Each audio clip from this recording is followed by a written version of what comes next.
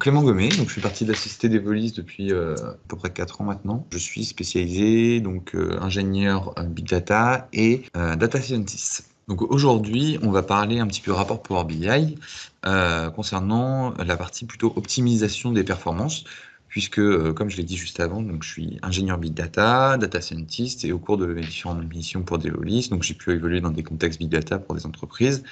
Et ça arrive très fréquemment que les rapports Power BI, on ait besoin de charger beaucoup de données à l'intérieur, ce qui peut entraîner des ralentissements.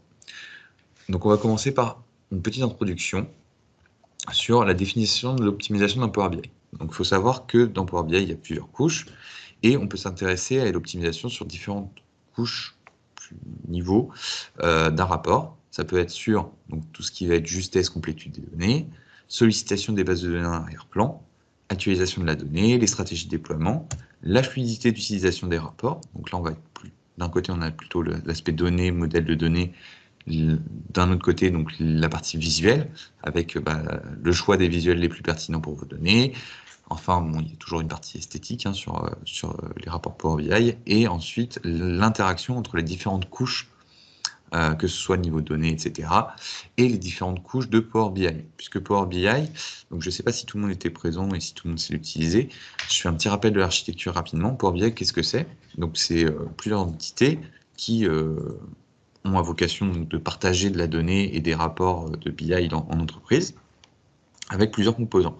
Le premier, c'est Power BI Desktop qu'on a tout à gauche. Donc c'est le client qu'on va avoir sur votre PC, qui va vous permettre de vous connecter à vos données, de créer, modifier des rapports, donc afficher ces données, modéliser, et ensuite de les partager. Pour le partage, il y a deux solutions. Il y a la version cloud, qui est le Power BI Service. Donc là, dans le Power BI Service, on va pouvoir donc exporter, publier un rapport qu'on a créé sur Power BI Desktop, et ensuite ajouter des utilisateurs pour qu'ensuite ils viennent consulter les différentes visualisations, etc., exploiter de la BI en mode self-service. D'un autre côté, donc, si on ne veut pas passer par la version cloud, on peut passer par le Power BI Report Server, qui est la version on-premise. Donc là, toutes les données vont rester dans l'entreprise. Et encore une fois, donc, ça va permettre de partager, publier du rapport, pour ensuite que ces rapports soient consommés par des applications, donc soit du portail web par un ordinateur, basiquement, soit par l'application mobile Power BI sur mobiles et tablettes. Donc voilà un petit peu concernant l'architecture. On ne va pas s'y étendre plus que ça, mais il faut bien avoir en tête que donc à chaque fois, ça va être selon les cas différents. Aujourd'hui, on va plus s'intéresser un petit peu à la version cloud, qui est la version la plus utilisée de Power BI. Un petit composant à noter en plus pour la version cloud, du coup, et c'est la Power BI Gateway. Qu'est-ce que c'est la Power BI Gateway? C'est tout simplement une passerelle de données qui va s'installer sur un serveur et qui va se charger de connecter les données en local dans le SI de l'entreprise avec le service Power BI. Voilà. Et il y aura toujours des petites optimisations aussi à faire, on verra tout à l'heure, au niveau de cette gateway. Voilà. Donc au programme aujourd'hui, on va s'intéresser, donc, comme je l'ai dit, à l'optimisation de la performance au niveau des sources de données et du modèle de données, des visualisations, et enfin tout ce qui va être autour de l'environnement et des processus de déploiement. Pour ça, on va s'appuyer sur un cas d'usage. Donc le cas d'usage, comment ça se compose? On a une base de données issue de l'Open Data, qui est une base de données donc, mise à disposition par Open Food Facts. C'est toutes les données qui vont être utilisées par des comparateurs de produits, etc., type Yuka, des choses comme ça, qui vont vous permettre de scanner vos produits pour voir quels sont les additifs à l'intérieur, etc., et choisir les meilleurs produits. Donc ces données issues de Open Food Facts, on les a dockerisées, enfin on les a intégrées dans un SQL Server dockerisé dans deux bases de données. Une première qui va contenir donc l'ensemble des codes barres des aliments et avec tout un tas d'informations à côté. Donc ça c'est Food Informations. Et une seconde qui va contenir 3 champs qui vont être encore une fois donc le code barre qui va être notre clé unique, les propriétés de ces aliments pour 100 grammes. Donc, c'est les informations qu'on va retrouver sur les paquets de nourriture, etc. Énergie, calories, lipides, etc., etc. Ces données, on va les intégrer ensuite donc, dans un Power BI Desktop avec la partie Power Query qui va représenter donc, notre TL pour tout ce qui va être extraction de la donnée de SQL Server, la transformation de ces données, puis ensuite le chargement vers le rapport.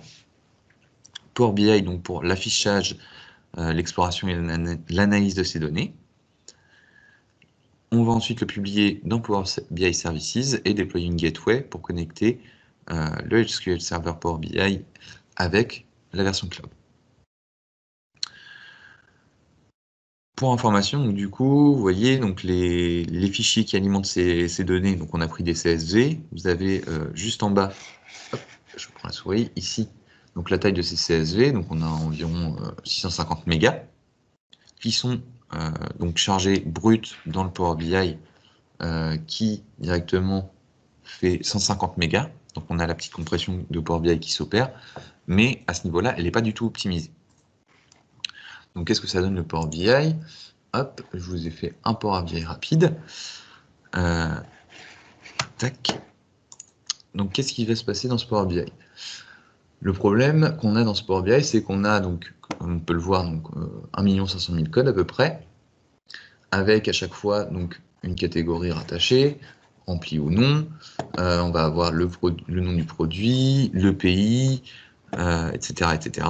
Et on va voir que l'interaction entre les différents graphiques se fait de manière assez lente.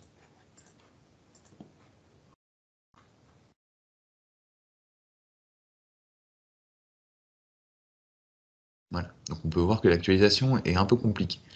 Donc Power BI met à disposition un analyseur. Donc cet analyseur de performance, ça va pouvoir permettre de regarder combien de temps mettent les graphiques à s'actualiser quand on va lancer une interaction. Donc là, par exemple, on va sélectionner l'année 2020 et on va voir le temps que vont mettre chacun des graphiques à s'actualiser. Donc on peut voir que les cartes vont s'actualiser un petit peu plus vite, alors que la table va s'actualiser en environ 5000 millisecondes, donc 5 secondes, etc., etc. Donc le Power BI en soi donc fonctionne, hein. On a bien les interactions de données qui s'opèrent. Le problème, c'est la fluidité d'utilisation qui est très lente. Donc, pour ça, on va mettre en place toute une série de techniques, de trucs et astuces pour faire en sorte que notre Power BI soit plus fluide à utiliser, plus agréable pour l'utilisateur. Et ça va permettre donc, oui, une meilleure utilisation et donc un partage plus facilité dans l'entreprise. Donc l'optimisation de la performance, quand est-ce qu'elle va s'appliquer, pourquoi et comment on va le faire? Donc pourquoi? Donc, tout d'abord pour l'expérience utilisateur, hein, comme on vient de le voir juste avant, utiliser un graphique utiliser un rapport dont les visuels vont s'actualiser au bout de 5 secondes, c'est pas agréable. Pour l'utilisateur, ça va vite devenir frustrant dès qu'il va vouloir explorer ses données, les analyser, etc. S'il doit attendre en 5-10 secondes entre chaque clic, ça va pas être possible. La deuxième raison, c'est la saturation du réseau, puisque la mise à jour des rapports vont entraîner donc, du coup des lourdes charges et potentiellement donc, ralentir tout le système. On va contrer donc, du coup la latence, on veut aussi améliorer la maintenabilité et optimiser donc, tout ce qui va être déploiement et actualisation de données. Donc quand est-ce qu'on va devoir optimiser? C'est quand on va avoir des volumes de données importants, comme c'est notre cas ici, quand on a un grand nombre de visuels, puisque chaque visuel, comme on a pu le voir, est indépendant, hein, ils ne mettent pas tous le même temps à s'actualiser, et chacun consomme donc du coup ses propres ressources. Quand on a un cas d'usage qui est assez sensible et qui nécessite donc de la donnée rafraîchie souvent, quand le rapport est partagé largement, chaque partage, chaque utilisation simultanée vont entraîner donc de la consommation de ressources sur le service Power BI ou sur le serveur. Et donc, du coup, on veut contrer ça. Et quand on a besoin de faire du temps réel, un rapport optimisé, donc ça permet d'avoir des actualisations plus fréquentes et donc, du coup, plus justes. Comment ça va se mettre en place? Du coup, ça va être donc par un ensemble de bonnes pratiques, une modélisation intelligente, des outils externes mis à disposition par Power BI assez récemment, une bonne configuration réseau et l'acculturation des développeurs, donc du coup autour de ces bonnes pratiques. Concernant l'optimisation des données, on a plusieurs techniques pour réduire les données, comme la suppression de colonnes inutiles, ce qu'on appelle le filtrage vertical, la suppression de lignes inutiles, dans ce cas-là on va parler de filtrage horizontal, tout ce qui va être regroupement et totalisation de données, l'optimisation des types de données dans les colonnes, le fait de privilégier les colonnes personnalisées, la désactivation de la data error automatique, la désactivation des chargements des requêtes Power Query, et enfin le bascule vers des modes de stockage mixte. On va y revenir juste après. On va commencer par le filtrage vertical et horizontal. Donc à gauche, le filtrage vertical, qu'est-ce que c'est? Tout simplement, c'est de supprimer des colonnes. Les colonnes de table de modèle, ils ont deux objectifs principaux dans Power BI. Ça va être soit pour afficher dans le rapport via du filtre, du regroupement, de l'utilisation de données de modèle, soit pour structurer un modèle, c'est-à-dire mettre en place des relations, faire des calculs, jouer des rôles de sécurité ou encore de la mise en forme. Les colonnes qui ne servent pas à ces fins, toutes ces colonnes que vous n'affichez pas dans le rapport, elles peuvent être supprimées. Il faut savoir que dans Power Query, quand on supprime une colonne, c'est très facile d'en rajouter une après.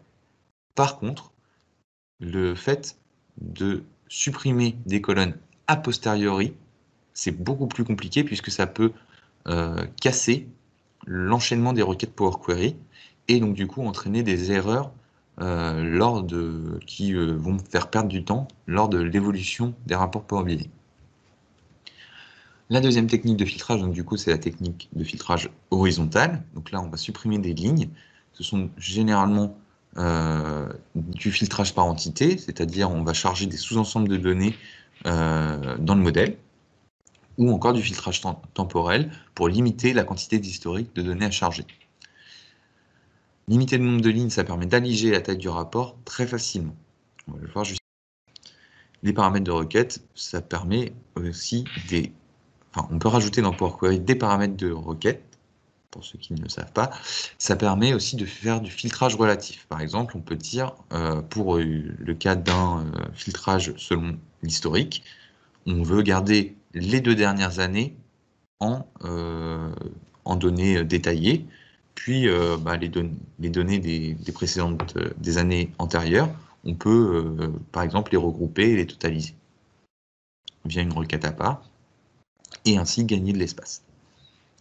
Forcément, plus il y a du détail dans un rapport, plus on va pouvoir faire des analyses fines, mais on n'a pas forcément besoin d'analyser finement des événements qui se sont passés il y a 3-4 ans. Les 2 dernières années ou l'année en cours peuvent suffire. Donc voilà, c'est des choses à considérer quand on a beaucoup de données. Donc, comme je l'ai dit juste avant, donc, la technique regroupée par et totalisée, c'est la technique la plus efficace pour réduire la taille d'un modèle. On va faire des sommes, des moyennes, etc. Directement depuis les bases de données. Ça se fait au prix d'une perte de détail et il faut faire attention que ça ne consomme pas trop de ressources sur les bases de données. Si on se connecte directement à des bases de données de production, par exemple, le fait d'effectuer des requêtes sur ces bases de données de production, forcément, si elles sont déjà stressées, on ne veut pas forcément rajouter plus de charges à ces bases de données. La technique suivante, c'est d'optimiser le type de données des colonnes. Donc, pour ceux qui ne le savent pas, le moteur de stockage dans Power BI, c'est le moteur Vertipack.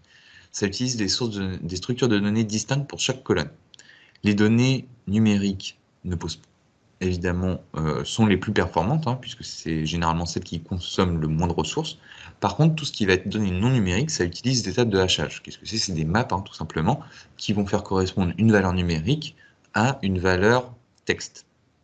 Ça nécessite donc que le moteur de stockage stocke 2 valeurs au lieu d'une. Donc ça, c'est des éléments à prendre en compte. Quand on veut, par exemple, optimiser donc, une clé de jointure qui va être une clé, je ne sais pas moi, de vente, On peut avoir un sigle avant un numéro. Par exemple, je ne sais pas moi, RV pour référence de vente avec un chiffre derrière. On va pouvoir enlever le RV devant et garder juste le chiffre, stocker notre clé en numérique, et vous allez voir que votre consommation d'espace disque, de volume de données, va réduire drastiquement. Donc voilà, ça c'est une petite technique qui est très peu utilisée, enfin qui n'est pas très utilisée et qui permet d'effectuer des gros gains de performance sur vos modèles. La technique suivante, c'est les colonnes personnalisées. Donc, dans Power BI, on peut rajouter des colonnes personnalisées en DAX. Donc, ce que c'est dans Power BI, les colonnes personnalisées en DAX, on va le voir juste après, pour ceux qui ne le savent pas. Donc, du coup, on va pouvoir écrire des colonnes qui ont vocation généralement à faire des filtres, des choses comme ça. Et ça offre une compression moins efficace que quand les colonnes sont créées directement dans l'éditeur Power Query. Donc, ce n'est pas le même langage pour ces deux éditeurs. Pour Power Query, on va parler de langage M. Que le langage DAX, pardon, ça va vraiment être pour les rapports Power BI en soi. Donc, il est préférable de créer des colonnes personnalisées donc, en SQL dans la requête, si jamais vous le pouvez. Attention, donc encore une fois, à ne pas entraîner des pertes de performance si on manipule les données de production. Si les colonnes calculées ne sont pas possibles en SQL, privilégiez toujours le langage M en Power Query. Ça permet d'avoir des meilleures performances, encore une fois, sur vos rapports. Une autre optimisation qui est facile à mettre en œuvre, c'est de désactiver la date-heure automatique. En fait, quand on va avoir un champ de date dans vos données Power BI, ce qui va se passer, dans les options de Power BI, on va avoir une date-heure automatique qui va s'ajouter pour tous les nouveaux fichiers. Donc, qu'est-ce que ça va faire? En fait, ça va créer une table calculée cachée qui va alourdir le modèle et nuire aux performances du rapport. Donc ça, encore une fois, c'est quelque chose qu'on peut contrer facilement en faisant des extractions de dates, par exemple en créant un champ année, mois, jour, à partir d'une date, supprimer la colonne et désactiver la colonne de date et enlever la dateur automatique, ça peut encore une fois grandement améliorer les performances de votre modèle. La prochaine optimisation, c'est désactiver le chargement des requêtes Power Query.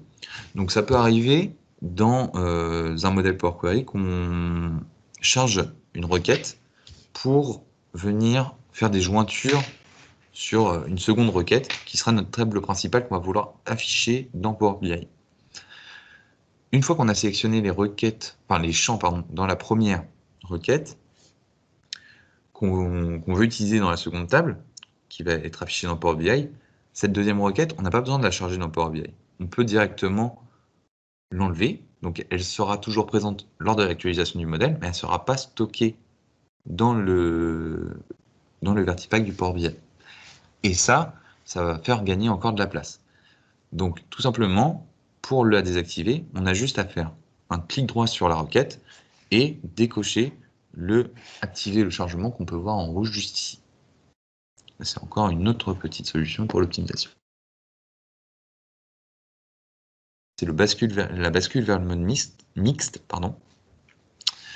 Donc, qu'est-ce que c'est le mode mixte? Dans Power BI Desktops, quand on va faire un mode mixte, ça produit donc un modèle composite. Ça permet de déterminer donc le mode de stockage pour chaque table sur importer. Donc importer, ce qui va se passer, c'est qu'on va appliquer les transformations Power Query et importer le modèle directement dans Power BI. Ou encore, donc, la deuxième solution, c'est de passer par le mode Direct Query.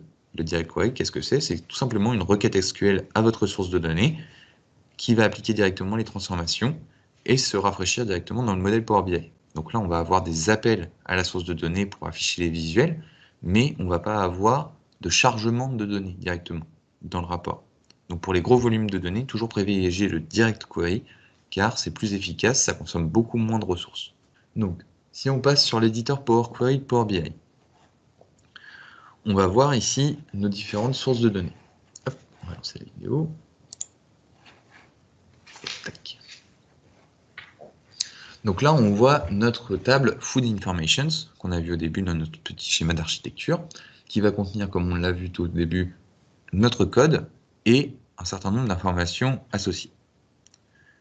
On va avoir notre seconde table Food Properties, qui elle, encore une fois, va contenir le code, qui est un ID avec des zéros devant. Donc cette idée-là, on ne va pas pouvoir le passer en numérique, malheureusement, puisque le nombre de zéros est variable pour un code barre.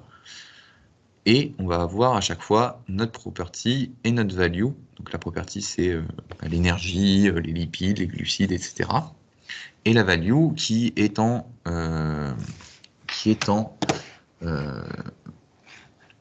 chaîne de caractères. Je me pose 2 minutes. Cette value en chaîne de caractères, on va vouloir la transformer. Pourquoi on va vouloir la transformer? Parce que, comme je l'ai dit, la chaîne de caractères, ça consomme beaucoup plus de ressources qu'une entrée numérique. Donc on l'a vu au début, les valeurs qu'on avaient donc des points zéro qu'on va pouvoir remplacer. Hop, si je reviens un petit peu en arrière sur la vidéo. Tac. Donc ici, on avait des points zéro. Et donc du coup, cette valeur avec ces points consomme beaucoup plus de ressources et on va vouloir la caster en entier. Donc pourquoi on fait ça? Encore une fois, donc on gagne de la place. Donc là, on va supprimer ces points zéro avec une transformation Power Query. On va changer le type de données, très simplement. Toujours, une fois qu'on change le type, on peut, grâce au profiler qui s'ajoute directement depuis les affichages en haut là, qui permet donc de voir si une transformation de type peut entraîner des erreurs sur les 1000 premières lignes en tout cas. Hop, je relance. Donc là, pas d'erreur, tout s'est bien passé. On a transformé en entier. On va pouvoir appliquer un filtrage horizontal. On va enlever toutes les valeurs à 0, puisque celles-ci ne nous intéressent pas. Hop, puisque par défaut, si c'est vide, c'est que c'est à 0. Et voilà. Donc là, ça va se mettre à jour, etc. On va pouvoir passer à la suite. On laisse le profiler gérer. Donc là, c'est le temps qui se connecte à la source de données, etc. Hop. On va passer maintenant aux tables de date. Donc on voit là, on a deux champs date qui sont la date de création de la ligne, pour la première fois que le produit a été renseigné dans la base de données, et la date de dernière modification. Donc là, on a deux champs date-heure qu'on va retrouver dans le rapport Power BI, qui sont donc, le temps, enfin, la date de création et la date de dernière modification. Donc, vous voyez ici, dans le panneau à côté, on a un petit icône à côté des champs de date qui signifie que c'est un petit calendrier ici, qui signifie que ce sont des champs de date. Donc ça, derrière, comme je vous l'ai dit tout à l'heure, ça crée en arrière-plan une table de date calculée qui est extrêmement consommatrice de ressources. Donc la solution, c'est de passer par des requêtes, enfin des petites fonctions, pour extraire les différentes informations dont on a besoin. Donc là, ici, on affiche le nombre le renseignement des produits par année. Donc là, on se base sur le champ created year, qui est au final juste l'année extraite de cette date. Donc pour ça, on passe par des fonctions DAX, donc ces petites colonnes calculées qu'on peut voir ici. Hop. Mais ces fonctions DAX, elles sont faites directement dans Power BI. On le voit par ces petites icônes à côté de chaque champ. Hop. Donc tout simplement, on extrait le jour de la date de création. Donc là, ce qu'on va faire, c'est qu'on va venir supprimer ces champs-là et on va vouloir les remplacer, comme on l'a vu tout à l'heure, par des fonctions Power Query. Donc pourquoi faire ça? Encore une fois, on l'a vu tout à l'heure, c'est beaucoup moins, ça consomme beaucoup moins de ressources. Hop, on va pouvoir avancer. Donc là, on va venir supprimer tous ces champs qui, au final, ne serviront plus à rien. Hop. Et voilà, nos champs sont nettoyés, on a forcément les visuels qui cassent, mais on va pouvoir corriger ça via l'éditeur Power Query. Hop, donc on retourne dans l'éditeur. Ce qui va se passer, c'est qu'on va se baser sur notre champ date. Je vais avancer puisque hop, on ne va pas forcément le voir. Très bien. On va se baser sur notre champ date pour créer des nouvelles valeurs. Hop. Ah, je me suis trompé de vidéo, pardon. Autant pour moi. Je passe sur le slide. Tac là. Voilà. Donc là, on va se baser sur nos champs date pour revenir créer nos différents champs. Donc là, create here, on va laisser tel quel le début. Hop. C'est plus vite, donc là on va refaire ça. Donc à chaque fois, on va faire appel à peu près aux mêmes fonctions que pour DAX, sauf que la syntaxe, ce sera du langage M. Vous voyez, on va appeler la librairie date. On va extraire on va appeler la fonction jour de cette librairie en se basant sur le champ de date created time et donc extraire donc le jour de création de la ligne. Hop. Par défaut, quand on crée une nouvelle colonne, on va avoir un type inconnu. Donc ça peut être n'importe quel type, soit du texte, soit du nombre. Une fois que tous nos champs date sont créés, on va pouvoir sélectionner toutes nos colonnes, les transformer en type de données nombre entier, et ensuite, on n'a plus qu'à supprimer nos deux champs de date qui deviennent inutiles. Voilà. Donc là, on a toutes nos informations de date. L'heure, on ne va pas la prendre en compte aujourd'hui, puisque dans le rapport, on n'en a pas forcément besoin. Hop. Et maintenant, on n'a plus qu'à actualiser notre modèle de données. Et ce sera bon.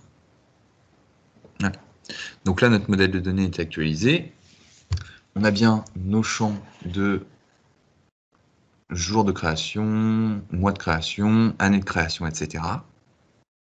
Et on va pouvoir aller dans les options Power BI pour désactiver la dateur automatique pour les nouveaux fichiers. Tout simplement, dans les options, chargement de données, on désactive dateur automatique, on fait OK, et c'est bon. Donc là, on n'a plus de champ de date. On a changé toutes les valeurs qu'on pouvait en numérique, etc. Et on va voir qu'on va gagner en volume de stockage. Donc là, on avait le avant, pardon, où notre rapport Power BI faisait environ 150 mégas. Et juste après ces quelques petites optimisations, vous voyez qu'on a fait une réduction de 35% d'espace disque sur notre rapport Power BI. Il va devenir directement plus fluide, plus rapide à utiliser et surtout moins consommateur en ressources. La deuxième partie d'optimisation, on l'a vu tout à l'heure, donc du coup au programme, c'est l'optimisation des visuels. Il y a trois types de supports pour les visualisations dans Power BI. Il y a les tableaux de bord qui vont être sur le service cloud, les rapports paginés qui sont tout simplement des rapports un petit peu à part, on va parler, et les rapports Power BI qui sont ceux qui nous intéressent aujourd'hui. On a trois optimisations simples pour les rapports. On applique les filtres les plus restrictifs possibles. On va limiter le nombre d'éléments visuels sur les pages de rapport. Et enfin, on va se servir, comme on l'a vu tout à l'heure, de l'analyse des performances mises à disposition par Power BI avec le petit record qui nous donnait le temps d'actualisation de chaque visualisation. Donc là, on retrouve notre rapport qui a été modifié avec nos différents champs, etc. Et on va pouvoir lancer une nouvelle analyse de performance en cliquant aux différentes visualisations pour voir les interactions. Et vous voyez ici que les temps de réponse se sont plus que divisés par 2. La table tout à l'heure mettait 5 secondes, la première table qu'on peut voir je viens ici. On peut voir ici, mettez plus de 5 secondes à s'actualiser, on est passé à 2 secondes. Juste avec quelques petites optimisations très rapides.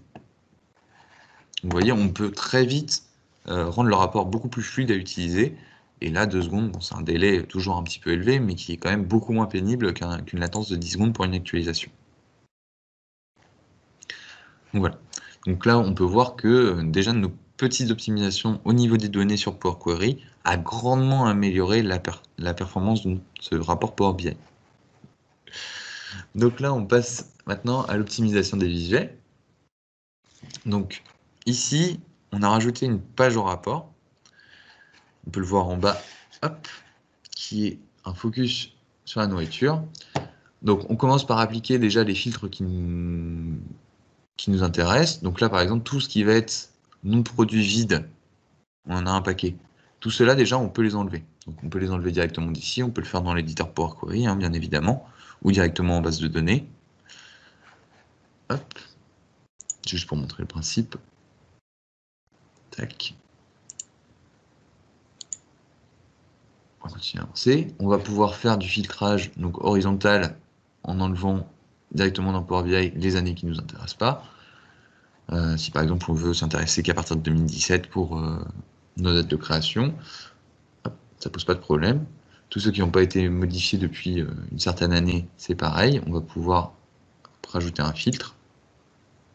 Donc ça reste que des exemples. Donc là par exemple, on va pouvoir choisir de garder toutes les nourritures qui n'ont pas été mises à jour depuis 2017. On considère que les informations ont grande chance d'être périmées, donc on peut souhaiter ne pas les afficher. Donc voilà. Hop.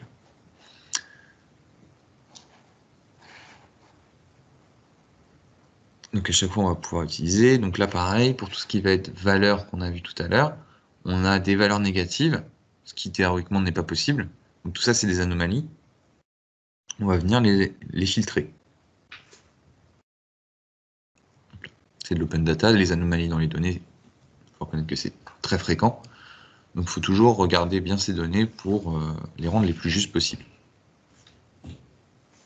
Et ça fait partie forcément des optimisations que vous avez à faire en tant qu'analyste pour tout ça. Donc là, on voit qu'il y a encore des product names un petit peu bizarres, typiquement la valeur nulle. Donc none, ça représente not a number. C'est une valeur nulle, hein, tout simplement. Hop, donc on va pouvoir venir le rajouter. Donc pour ça, pour le rajouter facilement et ne pas avoir à le chercher, on va passer en filtrage avancé.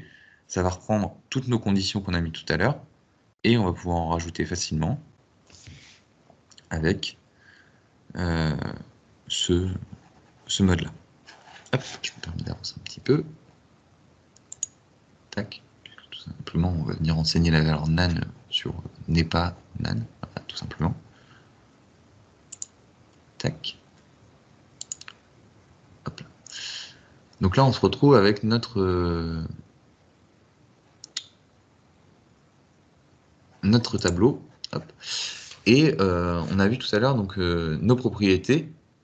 On ne les a pas affichées ici sur ce tableau-là. Pourquoi?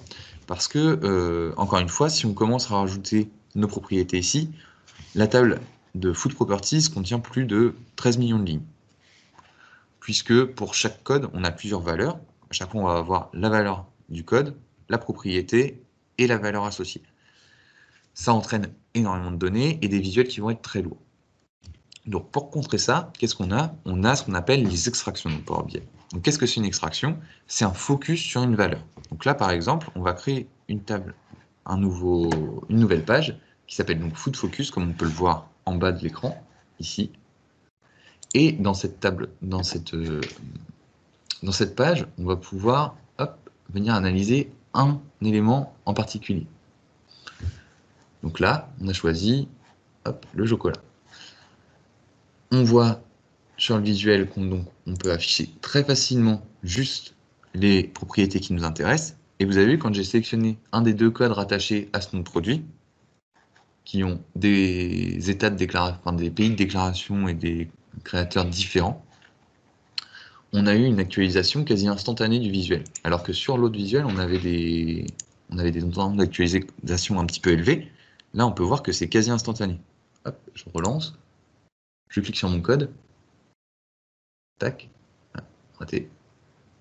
Je clique sur mon code. Et vous voyez, ça se met à jour directement. Donc ça, les tables d'extraction, quand on a un grand volume de données et qu'on veut étudier des éléments en particulier, c'est extrêmement puissant. Vous voyez qu'on a un rapport qui est quand même assez lourd. Et sur ma table d'extraction, dès que je vais vouloir étudier, que ce soit, donc là, on est sur de la base de données Open Food, mais on peut imaginer ça sur une chaîne d'usines au niveau mondial. On a énormément de lignes de production par usine. On peut étudier une ligne de production dans l'usine avec une extraction, et ça va vous permettre d'avoir un temps de réponse très rapide sur cette page, une fluidité d'utilisation, etc. Ça vous génère à chaque fois un bouton pour revenir sur la page précédente, etc. C'est quand même une fonctionnalité très puissante qui est assez peu utilisée et qui a le mérite, donc, du coup, de permettre des analyses fines avec une grande fluidité d'utilisation. Donc comment ça marche? Tout simplement, hop, on va rajouter dans l'onglet visualisation, on a un champ pour les valeurs et on a un champ, vous voyez, pour les filtres extraire. Donc là-dedans, ce qu'on va mettre, c'est tout simplement le produit. Hop, on va pouvoir enlever ce visuel en trop. Hop, ça nous a généré un petit bouton qu'on a ici. Donc le bouton qu'on a rajouté, le bouton qu'on a juste ici, c'est le bouton qui va se rajouter quand on va rajouter l'extraction. Vous voyez? Hop, si je retourne sur la page d'avant, voilà. Hop, je supprime le visuel et vous voyez là juste derrière ici, il y a le bouton qui se crée quand j'ai rajouté l'extraction. Hop, donc là on retourne sur notre page précédente, on copie tous les visuels. Donc là, CTRL-C, CTRL-V, on les copie tous sur notre page. Donc là par défaut, on n'a pas de filtre qui se met directement à jour. Hop, on va pouvoir retourner sur notre page 1, et quand on va venir faire notre extraction ici, hop, on a la page 1 qui apparaît. Et cette page 1, donc du coup, va se mettre à jour directement pour notre produit qu'on a sélectionné. Voilà. Donc vous voyez, c'est très rapide à mettre en place, ça permet de mettre du filtrage directement dynamique et d'avoir nos éléments visuels qui se mettent à jour directement. Et notre bouton retour qui permet de retourner à notre page d'accueil qui va permettre d'analyser un autre produit, etc. Donc si par exemple vous avez votre page d'accueil avec de la donnée regroupée, qui va plutôt vous afficher des alertes, etc. Si on reprend, voilà, on a l'exemple de notre Open Food Facts, mais si on reprend notre exemple d'usine, on va pouvoir identifier par exemple des lignes de production qui vont avoir des soucis sur notre page d'accueil. On va voir qu'ils n'ont pas atteint les performances souhaitées ou des choses comme ça. On va pouvoir aller, via l'extraction, analyser tous les événements de la ligne qu'on va pouvoir avoir stockés dans une autre table, pas affichés sur le rapport principal pour la fluidité. On le raffiche dans l'extraction, donc une toute petite partie des données, et on aura une page fluide à l'utilisation qui va nous relater tous les événements de la journée, par exemple, et on va pouvoir regarder les problèmes qu'il y a eu et puis décider d'actions pour agir en conséquence. Voilà, c'est un autre cas d'usage qui se met en place assez facilement via cette fonction. Voilà.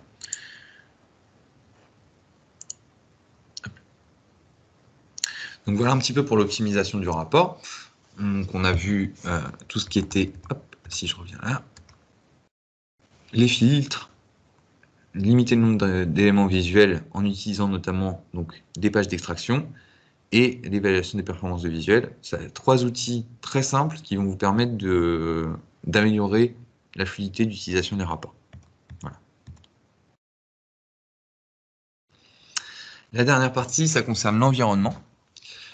Les différentes techniques qu'il y a. Donc, une fois que notre rapport Power BI est prêt, il est fluide, mais il a toujours des données conséquentes, on va le déployer sur le service Power BI et on va mettre en place une passerelle de données qui va venir se connecter aux données pour venir rafraîchir le service Power BI. Cette passerelle de données, on peut la dimensionner pour que les actualisations soient le moins consommatrices de ressources possible. En plus de ça, on a différents outils comme Azure Speed Test qui viennent permettre de checker la latence du réseau. Donc, plus vous avez une latence faible, plus l'actualisation se passera sans souci. On a des outils mis à disposition par Power BI, des outils externes au niveau desktop, service et report server qui permettent également de réaliser des petites optimisations au niveau du déploiement, etc. On va les voir juste après. Et enfin, dans Power BI Premium, on a des paramètres de capacité qui vont permettre de définir les performances un petit peu qu'on peut allouer à différents workspace Power BI. Et en augmentant donc, du coup la capacité, on va pouvoir gérer de plus gros volumes de données, hein, tout simplement. Donc voilà.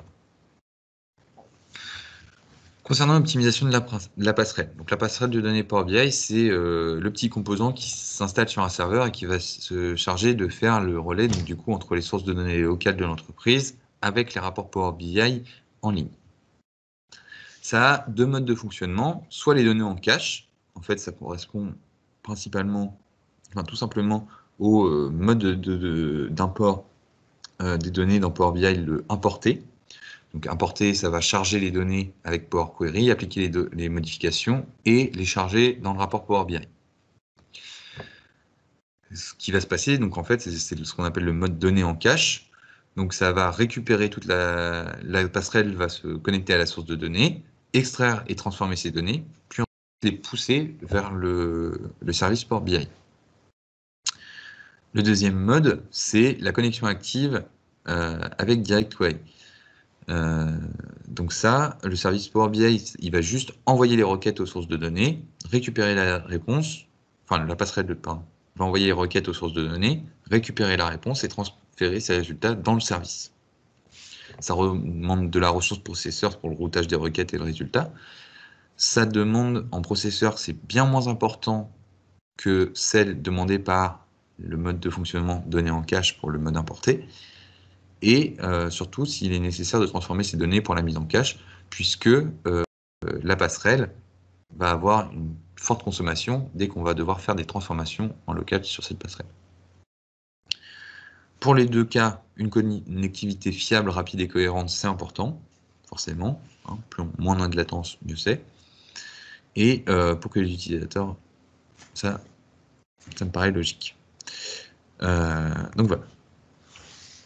Considération sur le dédimensionnement de la passerelle. Donc, on a plusieurs choses à considérer quand on travaille avec la passerelle de données. Pour tout ce qui va être donné en cache, il faut prendre en compte le nombre d'actualisations simultanées du jeu de données, le type des sources de données, si c'est de la base relationnelle, la base de données analytique ou des flux de données, etc., ou du fichier. Les volumes de données à récupérer doivent être à prendre également, hein, puisque plus on a des volumes importants, plus ça va être long et plus ça va stresser la passerelle. Encore une fois, donc les transformations, les limiter au maximum et les volumes de données à transférer au service Power BI, ça va dépendre essentiellement du réseau. Donc avoir un bon serveur avec la passerelle de données qui va pouvoir gérer toutes ces transformations, c'est important. Et avoir donc un serveur qui bénéficie d'une bonne connexion aux sources de données locales et au service cloud. Pour ce qui est des charges de travail en connexion activée et Direct Query, ce qui est important de prendre en compte, c'est le nombre d'utilisateurs du rapport qui vont être en simultané, puisque ça va démultiplier le nombre de requêtes à réaliser en Direct Query. Si vous avez un grand nombre d'utilisateurs, privilégiez plutôt le mode importé plutôt que le mode Direct Query. Le nombre de visuels sur les pages du rapport, plus il va y avoir de visuels qui vont nécessiter d'interroger de la donnée en Direct Query, plus ça va stresser la passerelle et effectuer d'opérations, puisqu'à chaque fois ça va communiquer. La fréquence des mises à jour du cache des requêtes du tableau de Power BI. Si vous avez une actualisation à 500 millisecondes, c'est pareil, il faut pouvoir gérer le trafic, c'est important de le prendre en compte. Le nombre de rapports en temps réel que vous avez dans votre environnement Power BI, puisque chacun va se connecter, s'il se connecte à la même passerelle de données, à chaque fois, ça va rajouter de la requête. Et petit plus, donc Power BI, ça permet de gérer la sécurité au niveau des lignes. Et en mode Direct Query, c'est extrêmement consommateur en termes de ressources. Donc si vous avez de la sécurité au niveau des lignes, privilégiez toujours le mode importé. Voilà. Une petite note en plus, c'est que les capacités de Power BI, ça impose des limites aussi sur le parallélisme de l'actualisation des données, ainsi que sur le débit de la connexion active en Direct Query. Il n'y a pas d'intérêt à dimensionner des passerelles de données si vous dépassez déjà les limites que peut prendre en charge le service Power BI pour votre version. Donc, par exemple, la version Pro a des limites en termes d'actualisation de jeux de données qui sont beaucoup plus faibles que celles pour le Premium, etc. Donc c'est important d'avoir déjà la bonne licence pour vos besoins et de bien prendre en compte, donc, du coup, pour tout ce qui va être direct query, de ne pas avoir trop de rapports en simultané. Voilà, encore une fois. Concernant la latence du réseau, juste un petit outil, si vous avez des besoins là-dessus, c'est d'utiliser Azure Speed Test, puisque contrairement aux autres simulateurs, aux autres speed tests qu'on peut retrouver en ligne, celui-ci va checker la latence de votre navigateur avec la connexion au service de stockage Blob, donc c'est ceux qui sont utilisés pour Power BI en arrière-plan dans le service, qui sont hébergés sur les data centers Microsoft Azure. Donc plutôt que de tester avec un serveur sur Paris ou quoi que ce soit sur les speed tests classiques, celui-ci va directement tester votre connexion avec les data centers Microsoft et ça vous permet donc du coup de bien voir votre latence réelle que vous aurez avec vos connexions Power BI. Voilà. Donc ça c'est un petit tips aussi. Concernant les outils externes, donc depuis août 2020, Power BI a inclus des outils externes directement dans son interface. On peut installer en local sur le PC et ensuite accéder pour faire différentes actions. Donc ils sont pour le moment au nombre de 3. Donc on a DAX Studio.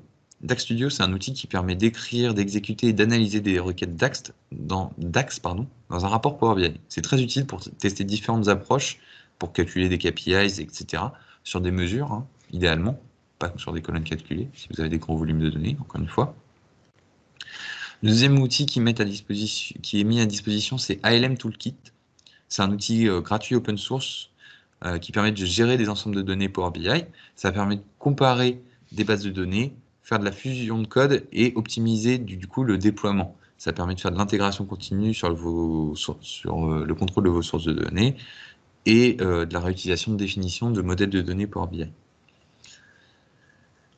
Et enfin, le dernier, c'est Tabular Editor. C'est un éditeur de texte, enfin, c'est un éditeur de code qui permet donc aux utilisateurs quand même assez avancés de maintenir et de gérer facilement des modèles tabulaires. Donc, c'est des modèles relationnels, on va y revenir juste après, qui met à disposition donc, du coup une vue hiérarchique pour montrer tous les objets de votre modèle de Power BI et qui sont organisés donc en dossiers pour un meilleur affichage comparé à celui de Power BI et avec de la coloration syntaxique pour tout ce qui va être requête DAX. Voilà. Mais on va y revenir sur chacun des trois un petit peu à part. Ici, vous avez une petite démonstration de DAX Studio, petite vidéo qui utilise DAX Studio. Donc là, par exemple, on a repris notre rapport et on a fait appel à DAX Studio directement. Ça nous ouvre directement notre DAX Studio connecté à notre modèle. Donc vous voyez qu'on a sur le petit bandeau du côté ici nos deux tables Food Information and Food Properties. Et on va pouvoir ici dans cette interface évaluer avec le mot-clé Evaluate une fonction DAX. Donc là par exemple si on veut créer une table calculée via une fonction DAX, on va pouvoir évaluer directement sa performance pour tester différentes fonctions et voir laquelle va avoir le meilleur temps de réponse. À côté de ça, on a différentes options dans le bandeau. On ne va pas s'y attarder puisqu'on n'a plus beaucoup de temps, je crois. Hop, donc je vais faire une avance rapide. Tac. Donc là, on fait tout simplement la construction d'une requête. Donc qu'est-ce que ça fait? Ça fait un group by tout simplement sur Food Properties pour, par property soundgram, compter le nombre de codes qui font partie de cette propriété et avoir la moyenne de la valeur à chaque fois. Hop. Et en fait, on va pouvoir faire un run de cette requête et afficher les server timings, c'est-à-dire les temps de réponse de chacune de ces requêtes. Et en fait, il va vous décomposer la requête en différentes étapes et vous donnez le temps d'exécution de la requête avec le temps de consommation CPU, etc., et le nombre de lignes retournées. Vous allez pouvoir aussi regarder la sortie de la requête, etc. Donc ça vous permet de développer rapidement. Je ne m'attarde pas trop longtemps dessus. Donc voilà, c'est un outil très pratique et très utile pour développer des requêtes DAX sur Power BI. Et ça se connecte maintenant, vous voyez, très facilement en un clic, ça se connecte directement à votre rapport et vous pouvez développer et tester des requêtes DAX comme ça, pour faire des KPIs, des choses comme ça. Le deuxième outil, c'est ALM Toolkit. Ça permet de comparer les différentes versions de vos modèles de données. Le mode d'utilisation le plus pratique, c'est de comparer un jeu de données hébergé sur Power BI Service ou Power BI Report Server avec votre rapport Power BI, et ça permet de voir donc du coup les différentes modifications que vous faites à vos champs. Petite chose à noter pour cet outil, c'est que ça nécessite la version Power BI Premium dans ce cas de fonctionnement-là. Vous pouvez comparer deux rapports Power BI directement en local, et là, dans ces cas-là, vous n'avez pas besoin de Power BI Premium avec cet outil. Mais si vous voulez le faire avec donc les jeux de données à distance, vous allez avoir besoin d'activer une fonction spéciale qui s'appelle Use Analyze in Excel with On-Premise Datasets depuis le portail d'administration de Power BI Services, et ça va connecter vos deux différents jeux de données, et vous allez voir que vous pouvez regarder s'il y a des petites différences, des différences au niveau des formats de champs, etc. Ça vous permet de suivre les évolutions, etc. que vous faites sur vos modèles de données Power BI. Voilà. Hop. Et une fois, ah oui, dernière chose, petit avantage avec cet outil, c'est que vous avez ici un bouton Update. Et le bouton Update, ça a l'avantage de mettre à dès que vous faites une modification dans cette interface, ça va mettre à jour vos modèles, soit en ligne, soit en local. Hop. Le dernier des trois, donc c'est Tabular Editor. Donc c'est une petite interface, encore une fois, qui est quand même assez intuitive, mais donc ça a des plus et des moins. Hop, les plus, donc c'est que c'est quand même puissant pour tout ce qui est, dès qu'on est un utilisateur expérimenté et qu'on veut développer un modèle Power BI plutôt dans un éditeur plutôt que dans l'interface Power BI classique. Ça permet une connexion directe avec donc en fait en background de Power BI, on a ce qui tourne, on a un SQL Server Analytics Services qui tourne en arrière-plan, qu'on ne voit pas forcément, mais qu'on peut voir directement depuis le détail des processus sur la console des processus sur Windows. Et donc du coup, le fait que ce soit connecté directement avec ce service-là, c'est que ça va mettre en direct votre modèle à jour sur votre rapport Power BI. Voilà. Par contre, c'est que c'est non adapté aux néophytes en termes de modélisation tabulaire, donc c'est tout ce qui est modélisation de modèles sous Power BI. Hein. Ça ne propose pas de vue de diagramme pour tout ce qui va être lien entre les différentes tables, comme on peut avoir sur Power BI. On n'a pas d'autocomplexion pour tout ce qui va être requête DAX. On n'a pas de prévisualisation des données comme on a pu le voir avec DAX Studio juste avant, ou de performance de calcul. Tout ce qui va être résolution de problèmes, etc., le support, il n'est pas instantané, ça nécessite de passer par la page GitHub du projet et de poser des questions directement au créateur souvent, ou à la communauté, et il y a très peu de documentation. Voilà. Donc voilà un petit peu pour les outils externes. Je vous encourage très fortement à regarder DAX Studio si vous n'avez jamais utilisé. Tabular Editor pour tout ce qui va être éditeur avancé de modèles Power BI, ça vaut le coup de s'y pencher. Moi, j'ai beaucoup aimé essayer de développer un modèle dessus. Et ALM Toolkit, c'est pareil pour tout ce qui va être évolution, etc. Stratégie de déploiement, etc. C'est très, très pratique pour suivre l'évolution de vos modèles dans le temps d'une version à une autre. Voilà. C'est tout pour moi. Merci à vous et bonne journée.